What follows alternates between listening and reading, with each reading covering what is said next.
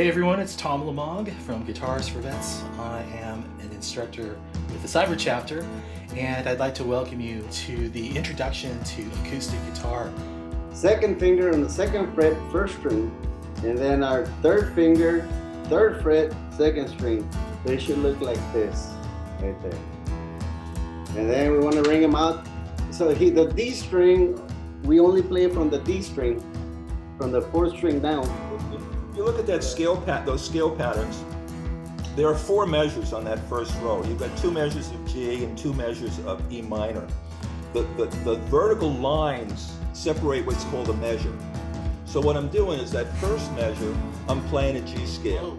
High E string. I'll start with the high E string is number 1. High E string is 1. Then B is 2. And then G is 3. D is 4. The first finger on the second string and the second finger on the third string of the second fret. That's what that diagram will look like. I would add, and not saying you're wrong, I like to teach the A chord like he was doing the 3 fingers this way, the pinky. I just like doing like I got called a triangle with your index finger on top. And those two, we'll be back here next week, Saturday. So 10 a.m. Pacific, bring your guitars, make sure you tune up, and I'll make sure to send the invitation out.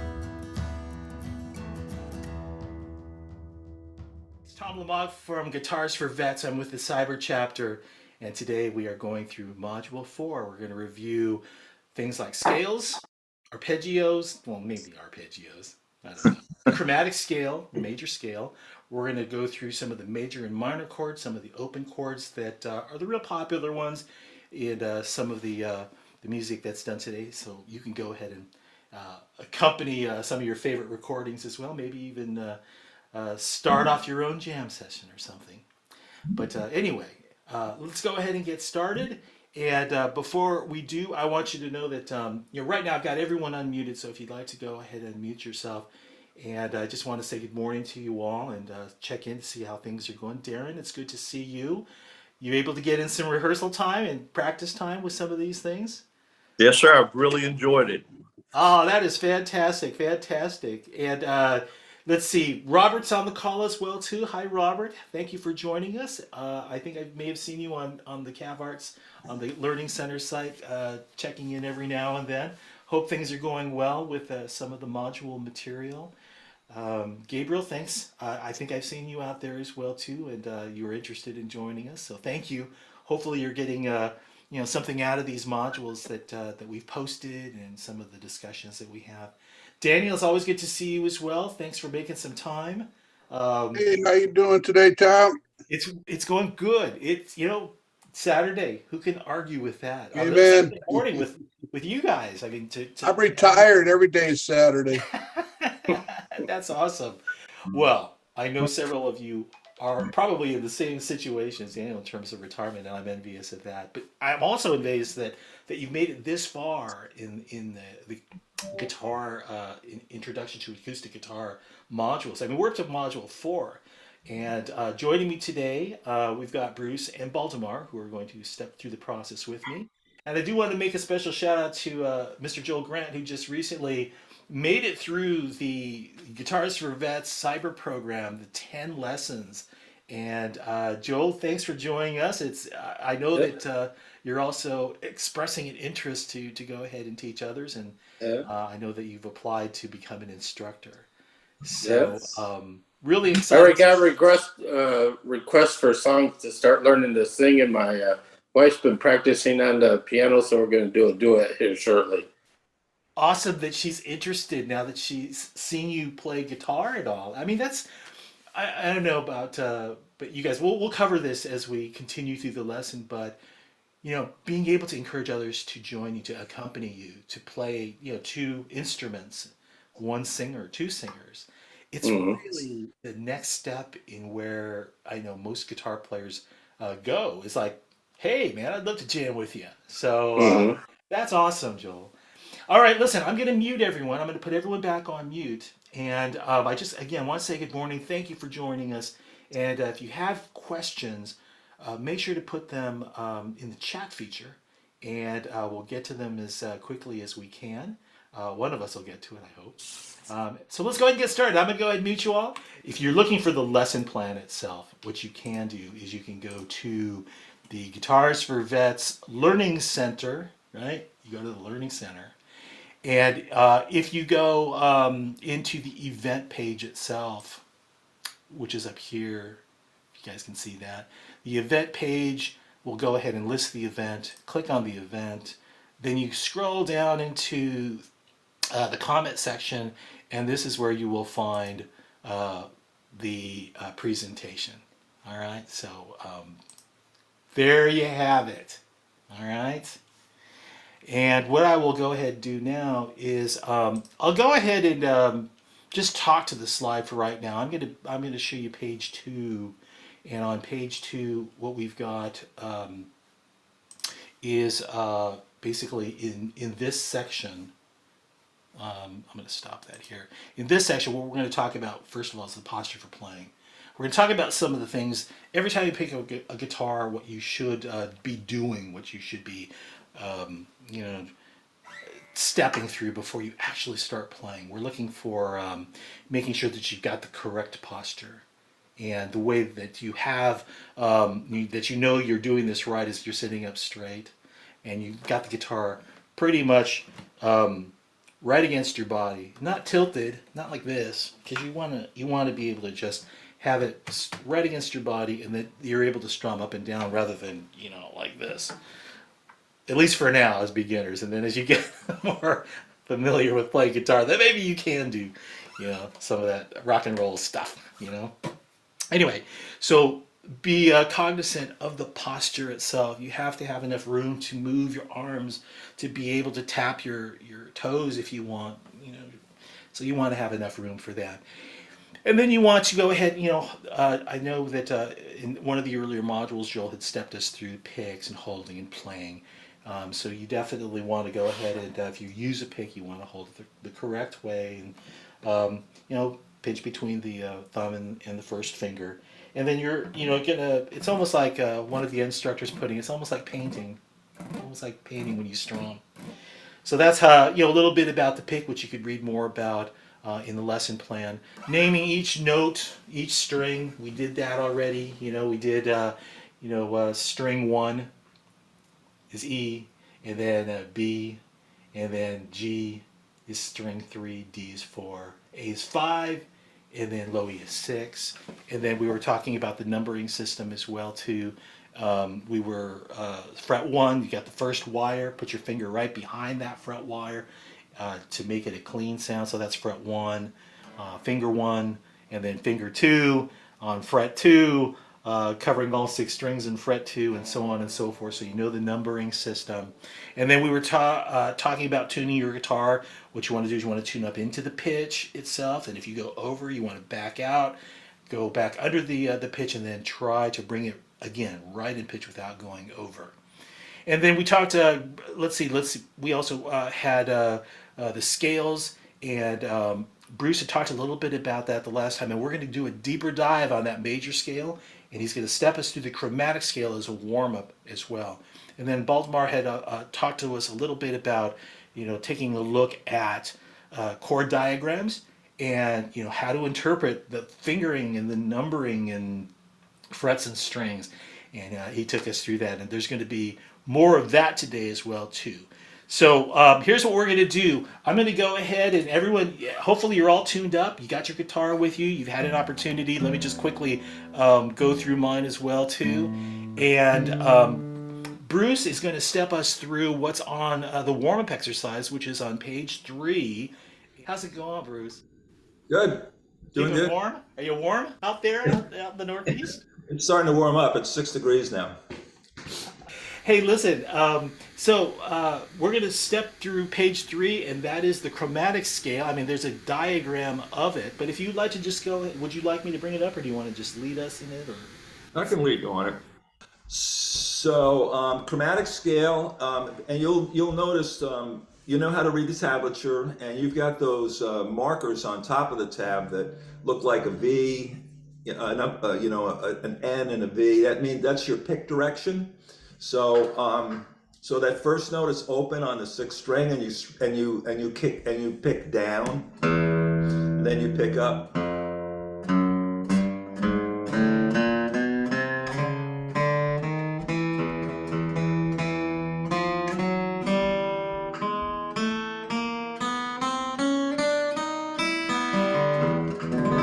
So that's a chromatic scale in the key of E. When I play that as a warm up, I play each note twice. I go down, up, down, up.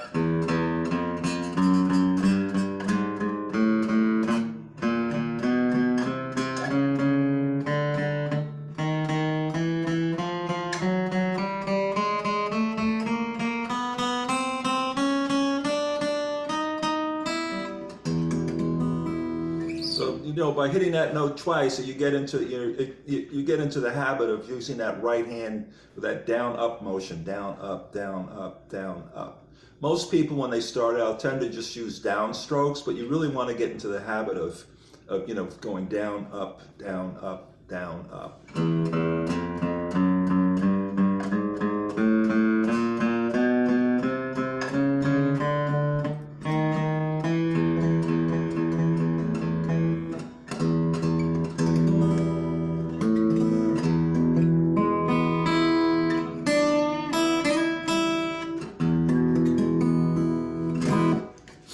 Would you say that the picking pattern that you're using for this particular exercise, the downstroke and the upstroke, is that typically just for chromatic scales, or could it be used for any? It could be used for any scale, and I'll demonstrate that when I go through the G scale. And sometimes, I don't know, it's kind of faster sometimes to do that type of alternating picking, right?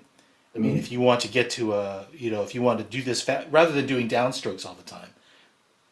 Yeah. Yeah, I started out playing bluegrass back in the '60s, and it's very, very fast music. And if you can't get your speed up if you're just doing downstrokes, you really need that down up, down up, down up to get up to speed. I mean, that's not part of this lesson, but you really need that for.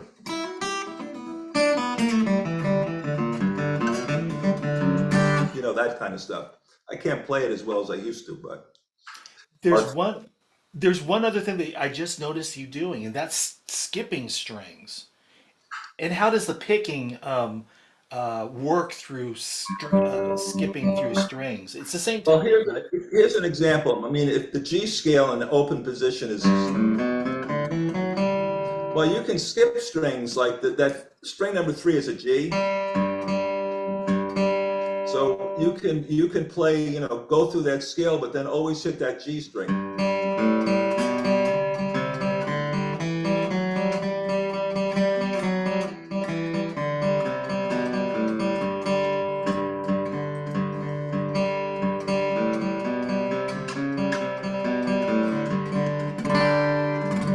And that gets your right hand, it's hard when you're first starting to find the string with your right hand. What you'll end up doing is looking, bending your head and looking at the strings to find it. But it's nice. It's good to skip the strings. What I do is I rest my pinky on the pick guard.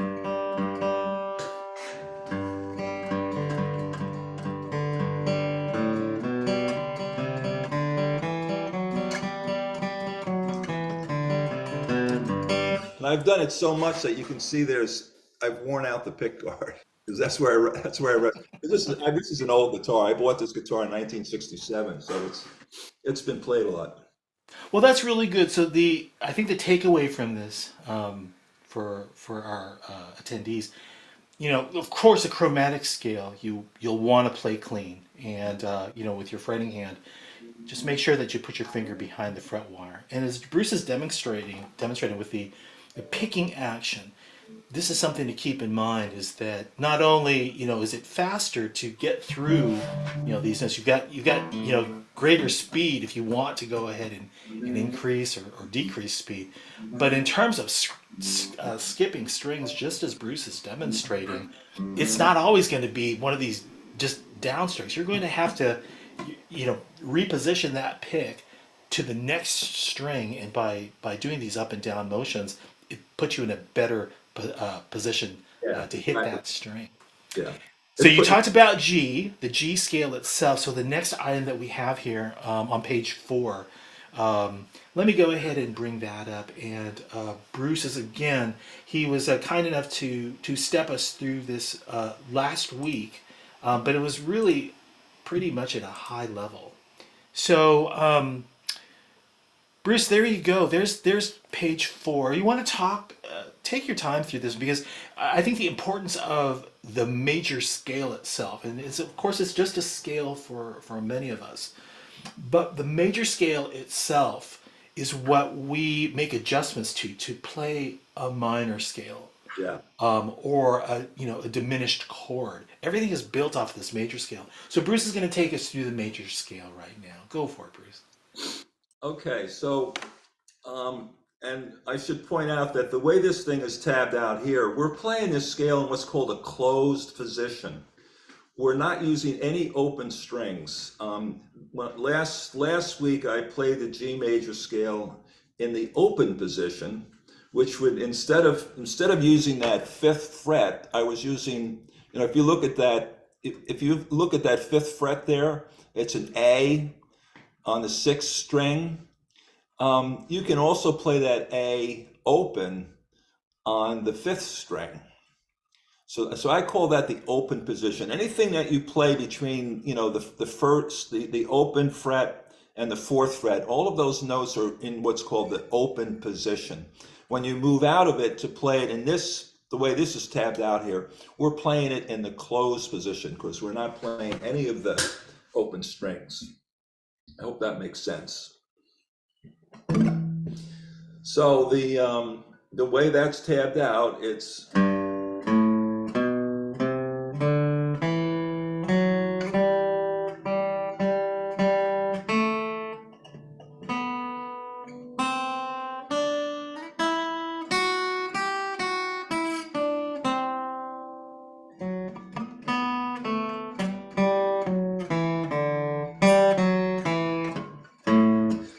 I always want to go to the open position, so.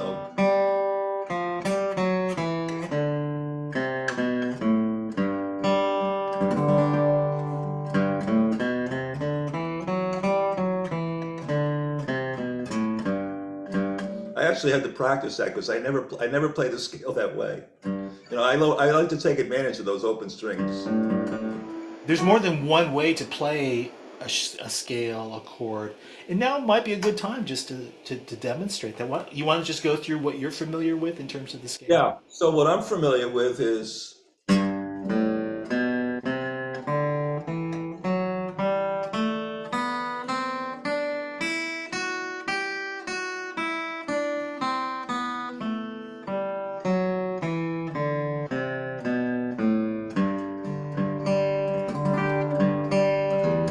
Or as opposed to the closed position.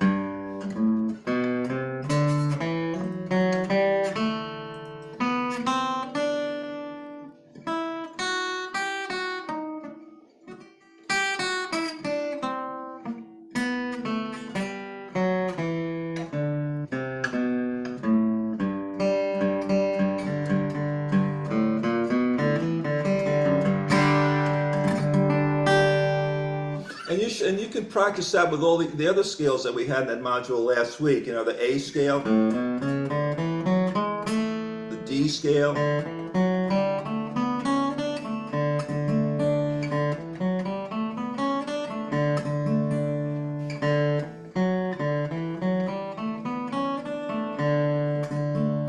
In my lessons, I always stress the scales. I'm just a huge fan of the scales. If you learn your scales, you'll be able to play 90% of any song you've ever heard. So like the G scale, an ascending G scale, a descending G scale. Now here's that same descending scale, but I'm going to change the rhythm. It's Joy to the World. It's just a G scale. That's all it is. Or a friend of the devil, I think.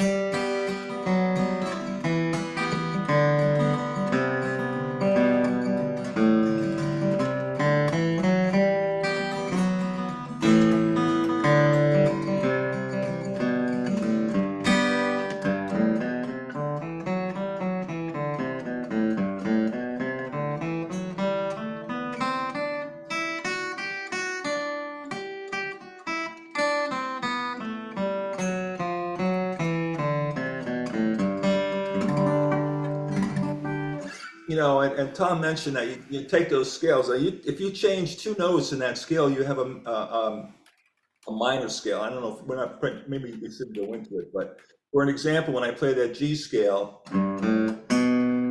that third note, instead of hitting fret 2, you can hit fret 1.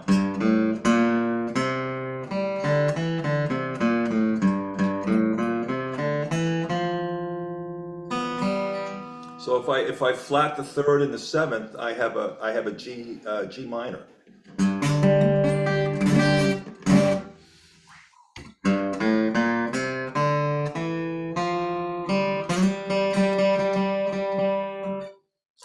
It's really beyond the scope of what we're trying to teach with the ITAG program itself. But as you can see, what Bruce is showing us is that it's all based on the major scale, and Yeah. flattening the third, flattening the sixth, the seventh makes the minor scale.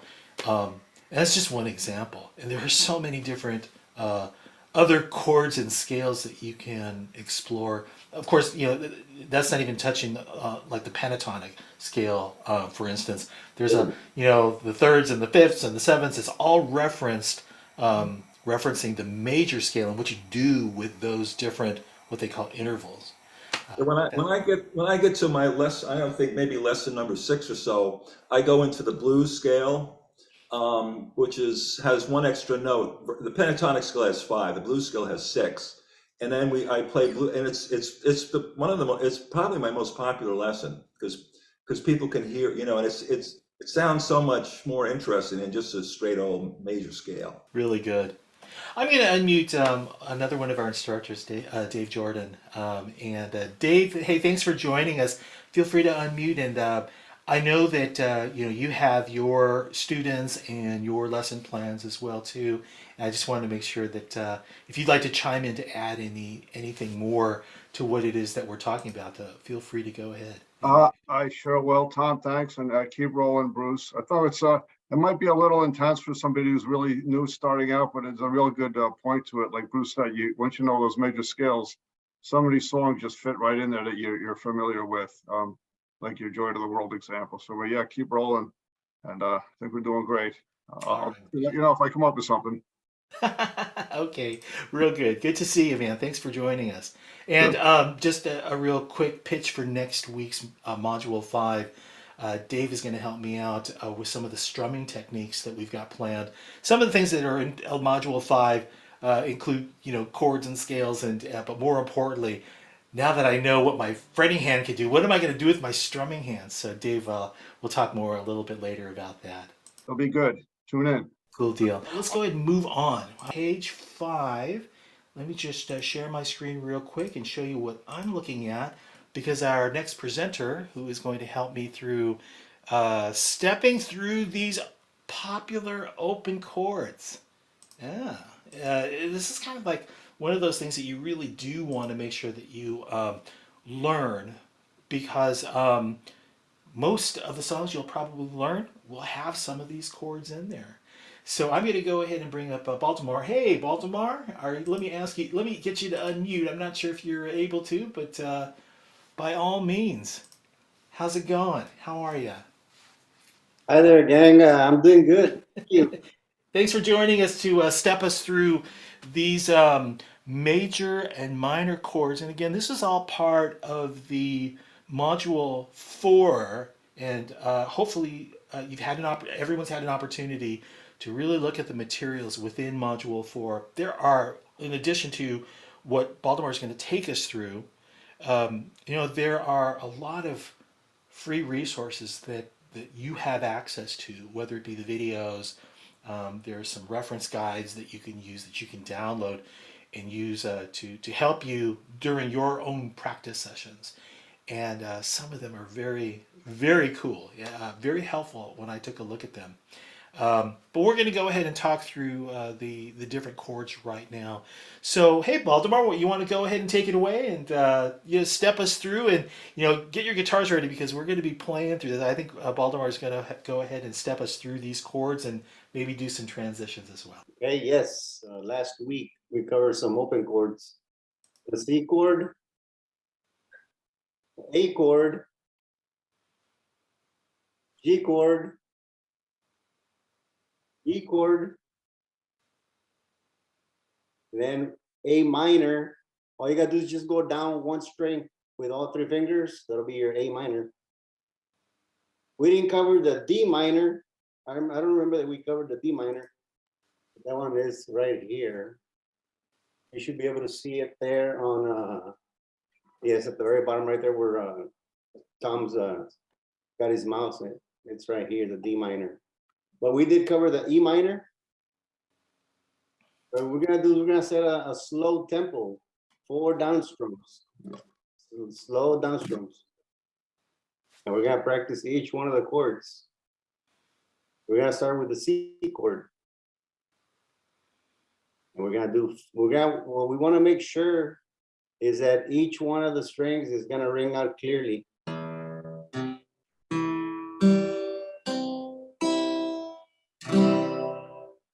So that's gonna be our C chord.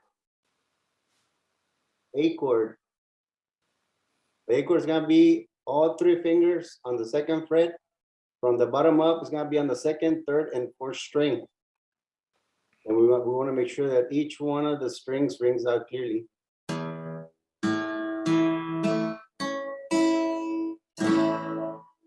A chord. G.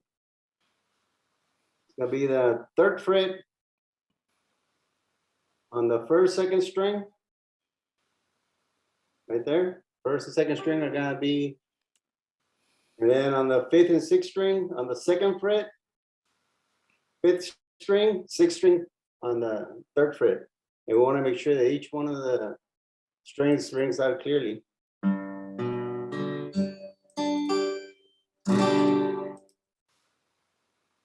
Okay. E major. It's gonna be the first fret, third string, first fret, third string, fifth, and fourth on the second fret.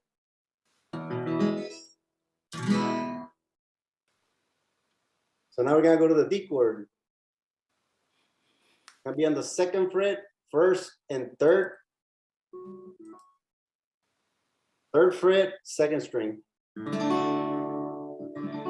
On that one, all we're gonna strum is from the fourth string down.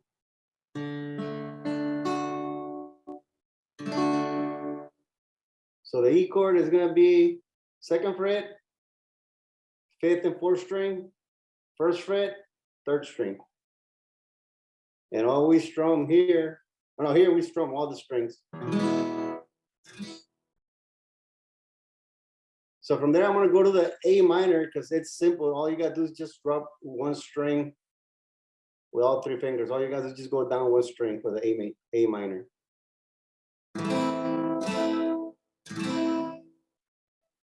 The D, we covered that one. D minor, first string, first fret, third string, second fret, second string, third fret.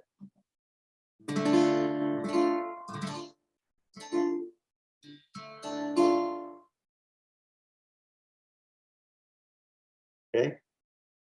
So is that all the chords, Tom? Let's go ahead and work on the transitions between some of the chords. Okay, so we're gonna start with the C chord. We're gonna go to C, A, G, E, and D chords. I think that's the next slide. And we're gonna do a 4-strum pattern with a slow tempo. So we're starting on the C chord, 4 strums down. Then we go to the A chord. And we go to the G chord. And 4 strums. E chord.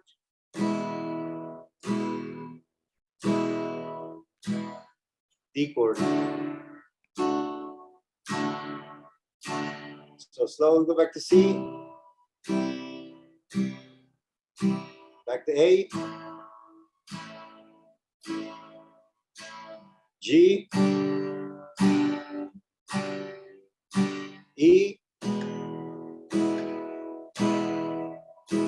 And D. C. A. G. E. And D. How we all doing? Doing good? Excellent. That's how we go from one chord to the next one. All we gotta do is we gotta go slow at first, and then we'll pick up some more pace.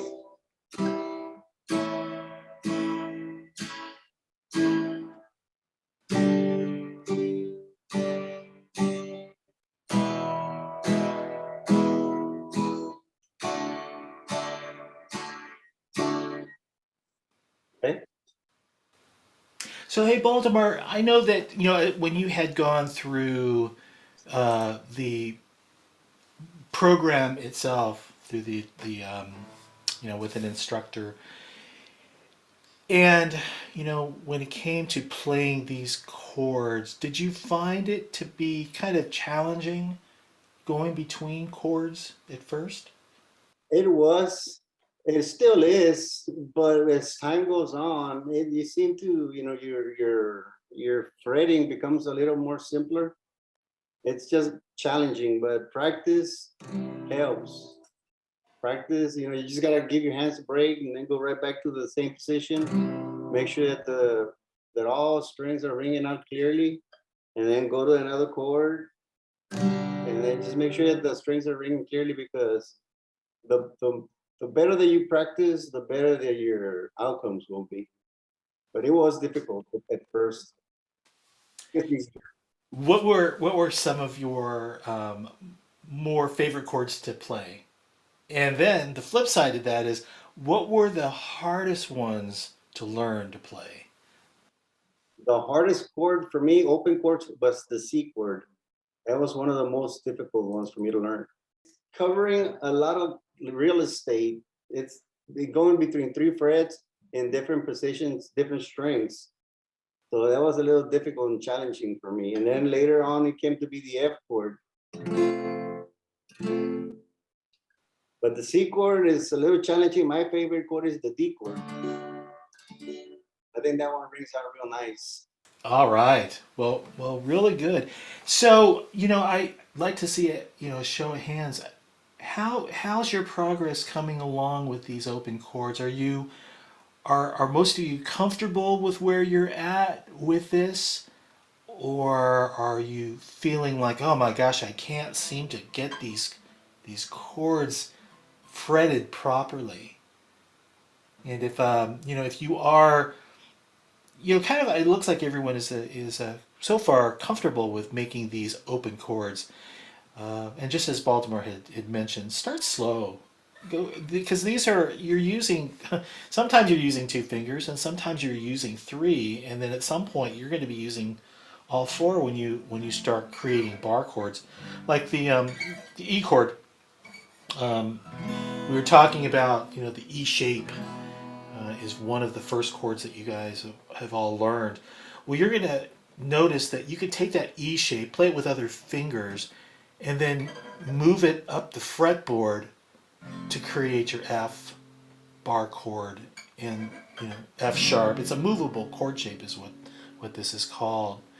And as you start to use more fingers, it becomes a little complicated at first, but if you keep practicing slowly, making sure that these are clean shapes, clean sounds with the shapes that you're forming, that's really the most essential piece here, is clean sounding chords, placement of the finger behind the fret wire, and strumming without a buzz, and making sure there's enough clearance with your fingers on the strings and not touching other strings and muting them. Although that is another technique. It can be frustrating, but just stay with it. Sometimes it's a little difficult, especially at the very beginning. Once you get those to sound real nice, you got a win under your belt. Go to the next chord and then transition. It's transition between two chords to begin with, C and D. C and D. Practice that. Slow strumming.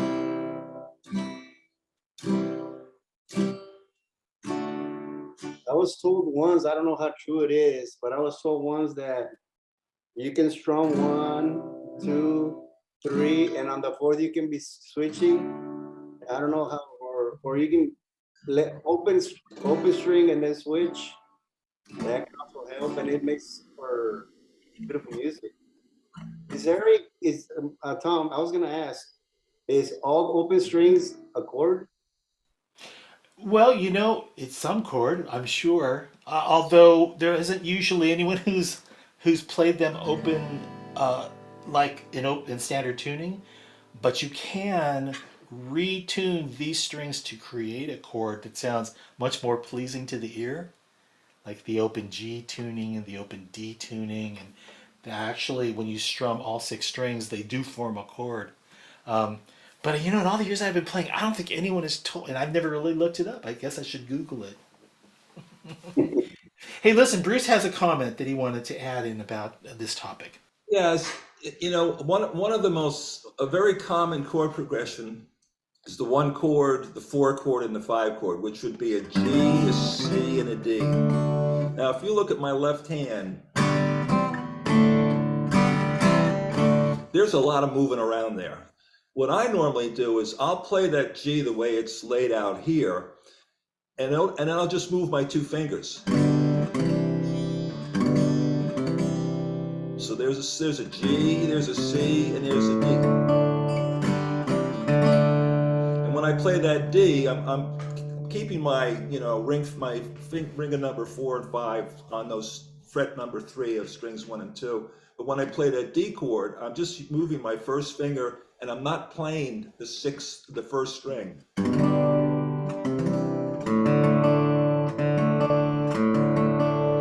Also, on these chords, I've had students that are like, Bruce, I can't play the chord and move it fast enough. You don't have to play all 6 strings. You can play just the strings that are fretted. So here's an E, here's an F, here's a F sharp, here's a G.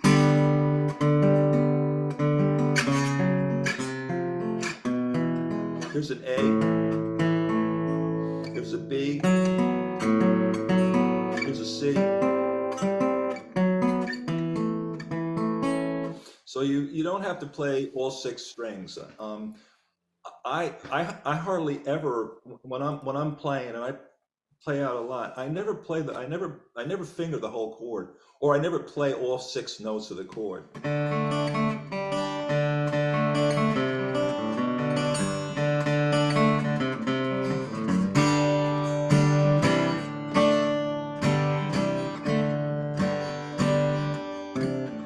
Another way to play that, go from the G to the C, is to put your ring finger on fret 3 of string 6, your pinky on fret 3 of string 1. Now you've got fingers 1 and 2 to go right to a C.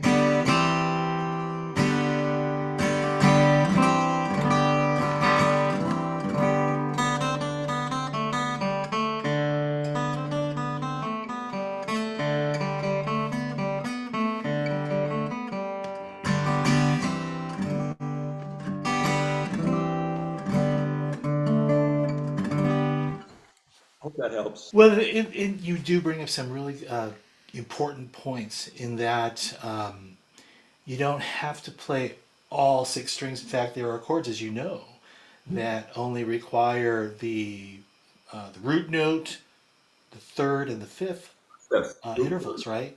So that's 3 strings right there. I mean, if you're in some of them, maybe 4 strings, but they're hitting the first, third, and the fifth note of the major scale. Oh, that's that darn major scale thing again. All right, Bruce. Well, thank you for sharing that. Baltimore, thank you again for stepping us through those chords and the transitions itself. Hope this is all helpful to everyone who's attending today. And I know Saturday morning, Saturday afternoon, you might want to be doing something else, but you chose to kind of sit through these lessons with us, and we appreciate it. So the next page I'm looking at is page 7, and what we're going to talk about. Baltimore had touched on just a little bit is timing, is really counting time. So I'm on page 7, and this is putting it all together, and we're talking about whole notes. So whole notes, their whole notes equals 4 beats. 4 beats. So what we're looking at here is counting 4. 1, 2, 3, 4. 1, 2, 3, 4. And musically, what that means is I'm going to play an E minor. I'll play an E minor chord, and then I'm just going to count 4. 1, 2, 3, 4. 1, 2, 3, 4. And in this example that I'm showing on screen right now, we're going to take 4 chords. E minor, strum that for 4 counts, 4 beats. Then we're playing G. We'll strum that for 4 beats. Then D, strum that for 4 beats. And A, and we'll strum that for 4 beats. And every time I count 1, that's where the whole note begins, and we count for 4 beats. So let's try this together, all right? Pick up your guitars and let's start. 1, 2, 3, E minor. 1, 2, 3, G. 1, 2, 3, and D. 1, 2, 3, A major. 1, 2, 3, 4. How'd that go? Make sense? Whole notes. Let's run through this twice, all right? Okay, one more time. 1, 2, 3, E minor. 1, 2, 3, G. 1, 2, 3, D. 1, 2, 3, A. 1. Let's do it again. 2, 3, E minor. 1, 2, 3, G. 1, 2, 3, D. 2, 3, A. 1, 2, 3, 4. I see you all strumming. Looking good? Feel comfortable? Okay, those are your whole notes. 4 beats really 4 beats is what that is, a whole note. Now what I'll do is I'm going to scroll down and we're going to do eighth notes next. Now, eighth notes, the way that you're counting eighth notes, instead of 1, 2, 3, 4, you're counting it like 1 and 2 and 3 and 4 and, all right? 1 and 2 and 3 and 4 and. You're using eighth notes, and the eighth notes, there are 8 that make up 4 beats. Okay, so whereas a whole note, you got one whole note that equals 4 beats, you got an eighth note, and 8 of those equal 4 beats. So what I'm going to do is I'm going to step you through what we've got on screen right now. I think this was one of the exercises in the module, and it sounds like this. It'll be 1 and 2 and 3 and 4 and 1 and 2 and 3 and 4 and. All right, that and is the and instead of 4. It's on the downbeat. 1, 2, and 3 and 4 and. That's how this first chord is read. So I'm going to play through it, and you get a better sense of what it sounds like. 1 and 2, and feel free to join me if you'd like to play along.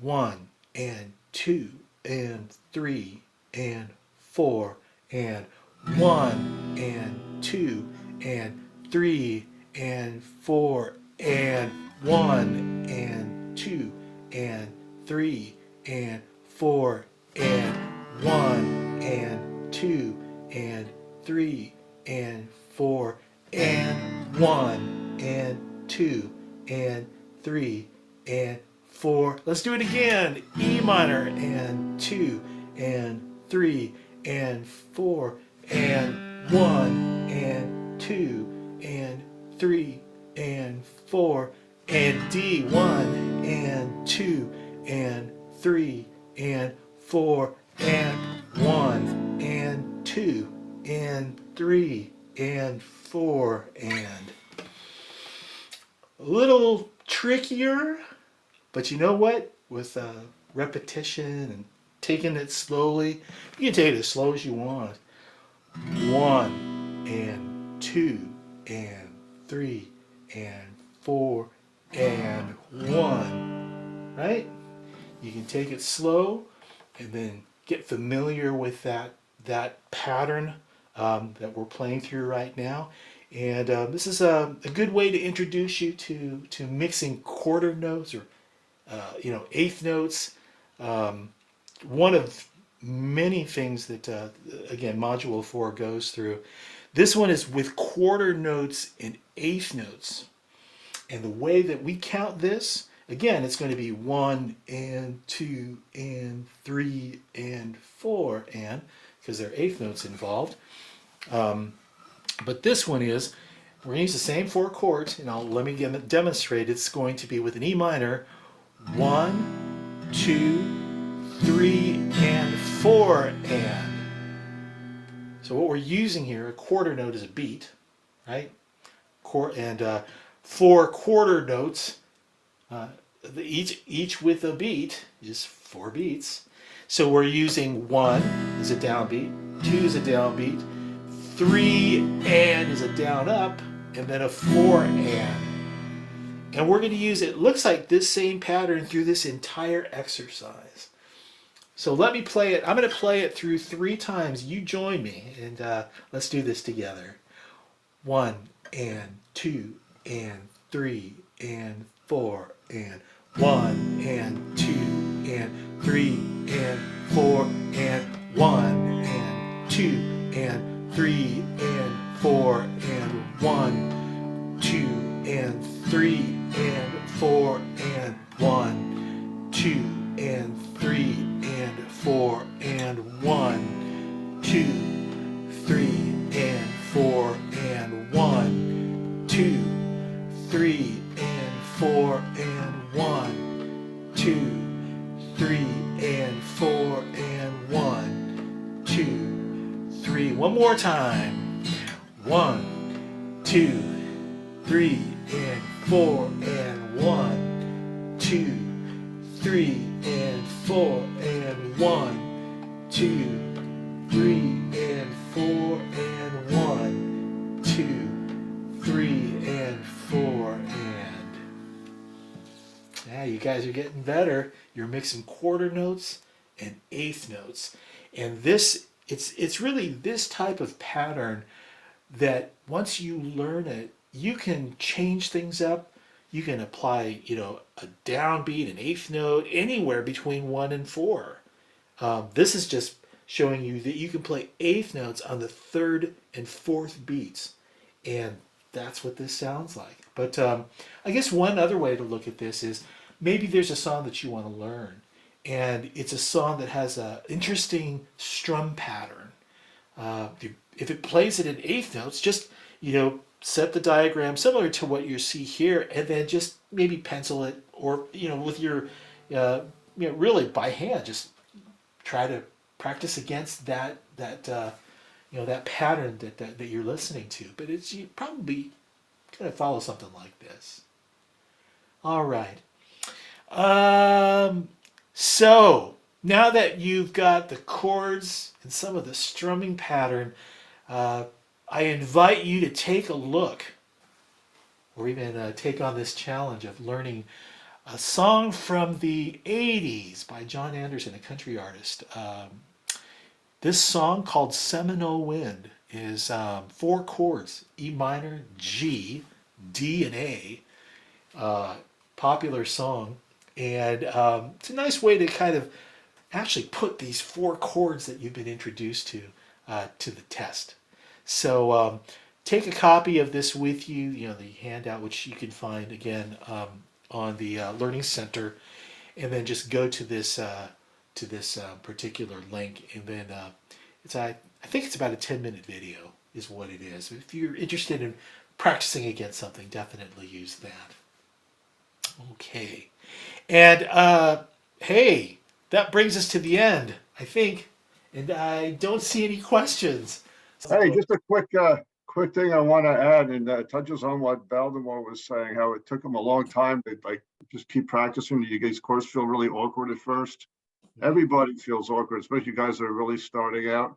And I could swear when I started out, I would never in 100 billion years be able to play a bar chord because it's so hard. And all I really did was stick with it, and now I can. But my point is, you're going to make very slow progress. You just got to keep at it a little every day. Don't expect like in 2 weeks you're going to be twice as good, or 4 weeks you're going to be 4 times as good. You're really going to plateau for a while, and you're going to have slow incremental. But if you keep at it, it starts falling into place.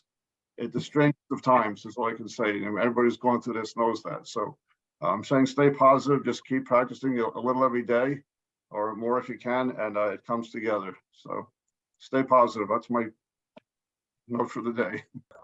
One of the things that I tell my students is I tell all my students that they're, as far as learning how to play the guitar, they're in a much better position than I am, because they're going to progress like this. Here, actually, I'm probably here. But if you were to record yourself when you're on your first couple of lessons and then put it away and then come back 10 weeks later and listen to it, you'd be amazed at how much you've progressed. Will your chord charts that you just shown work for a left-handed guitarist? Ooh, that's a lefty question. Since I'm a lefty.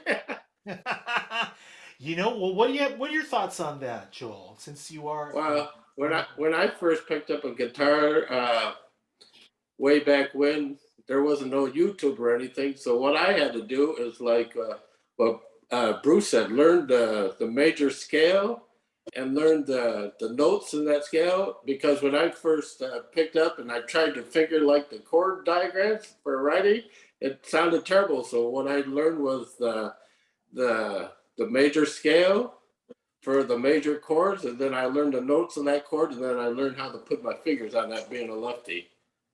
Oh man! So were you playing the guitar upside down? No, I was playing a true left-handed guitar. Okay. Because there's a well-known folk singer, Bill Staines, actually just passed away a couple of years ago. Lived like 10 miles away from me. When he picked up the guitar, he didn't retune it, and he's a lefty. He didn't retune it, so he plays it upside down. You watch him play chords, and he was an incredible guitar player. Yeah. But I have a lefty student right now, so when I talk about my right hand, I'm actually with him. I'm talking about my left hand. I've got to get my hand. So here's a simple song that really touches on the chords and the rhythm.